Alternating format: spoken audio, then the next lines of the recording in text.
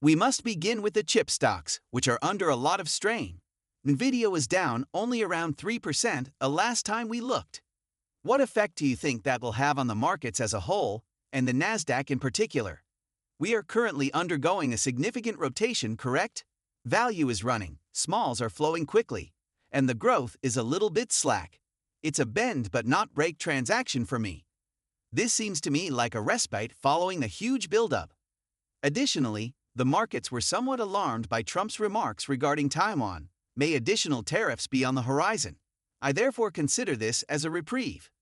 Without a doubt, there may be some short-term tactical challenges in chip stocks. Once more, though, I don't believe the trend has changed. Therefore, you should be asking yourself, do I really want to dump my Nvidia? If you have significant gains and are in a taxable account, is Nvidia really dead, in my opinion? No, not for me. Chip companies are lagging behind in terms of pullback, consolidation, pressure, near-term outlook, tiny size, and value runs. However, I still believe that the AI game is in its middle innings, so I don't necessarily want to sell them. We're also into the third day of the RNC, you know. The quote-unquote Trump trade is incredibly popular. To what extent do you believe that the Trump trade contributed to this rotation into other names?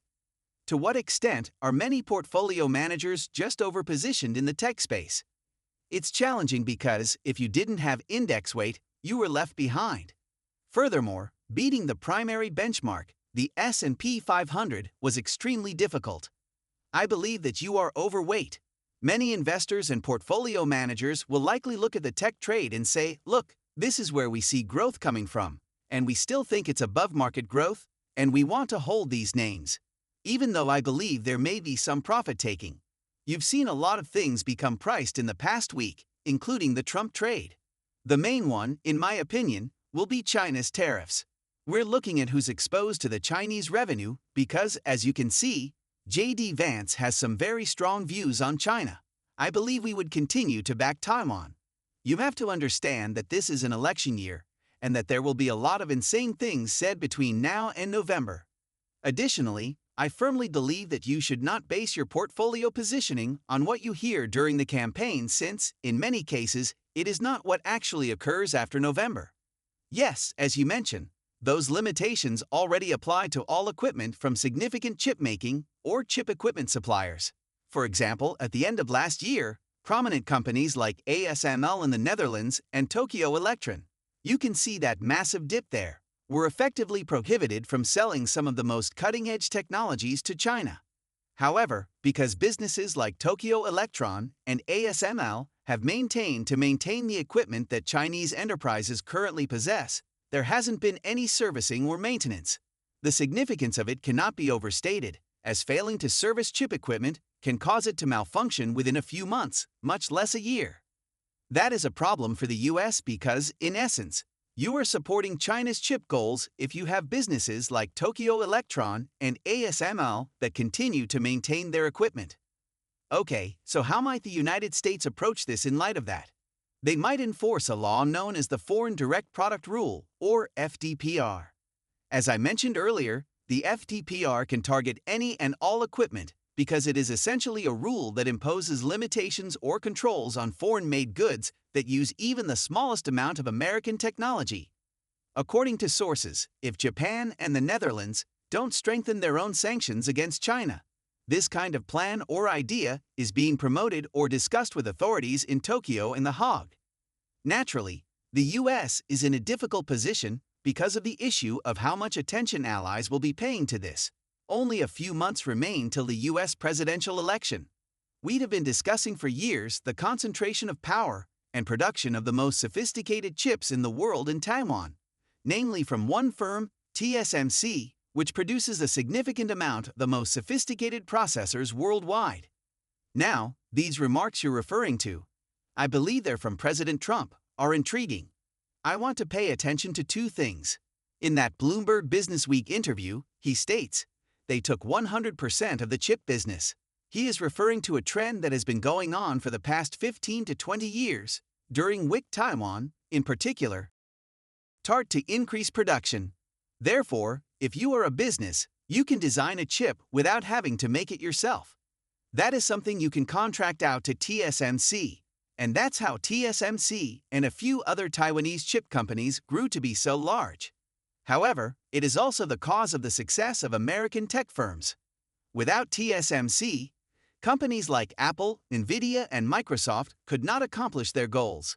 Imagine that these businesses now had to spend billions and billions of dollars on sophisticated equipment production. These margins that we examine from Apple and a few other companies simply would not exist. Therefore, when President or former President Trump claims that chip manufacturing has shifted outside of the United States, I believe there are two sides to his statement. Yes, it has, but it is precisely this pattern that has made it possible for so many of the American companies that are currently the biggest in the world to prosper and be innovative. Indeed, Nvidia is now a part of the Dow Jones Industrial Average. Chris Kesso joins us today to talk about this milestone and the potential impact of the incoming Trump government on the chip industry. He is the senior analyst of Wolfe Research. And it's hard to predict what will happen until it actually happens in a new government, regardless of whether we're talking about retail or Chinese-made goods when we attempt to handicap things. Chris, what are you anticipating? The first is that, as you say, we learned from the previous Trump administration that our opinions shift every week. It is therefore unexpected to begin. However, there are actually three things that we are observing. AI limits and other limitations on equipment sold into China are the first, followed by the impact of tariffs. Additionally, there are already numerous limitations on the first one, the equipment. In reality, it appears that the current administration will impose additional limits before the year ends. However, China is already severely limited in their ability to manufacture. Any further limitations from this point would require either minor adjustments or a complete stop. Furthermore, a complete stop has not been considered. In the same way, Nvidia can only export to China what Huawei can do on its own when it comes to AI. Therefore, Nvidia will lose a lot of business to Huawei if you impose more limits on what it may ship into China. Therefore, it has little effect. Regarding the third point, tariffs, it is true that few semiconductors are imported directly from China into the United States. For instance, the semiconductors used to make the iPhone are produced in Taiwan, assembled in China, and then returned to the US as a finished product. As a result, we see some minor adjustments made, but the chip sector is not significantly impacted. Chris, did you support or advocate for the CHIPS Act? And do you believe it has been successful thus far? I am aware that it is still early. And do you believe that the Trump administration will make an effort? It is simply one of those situations.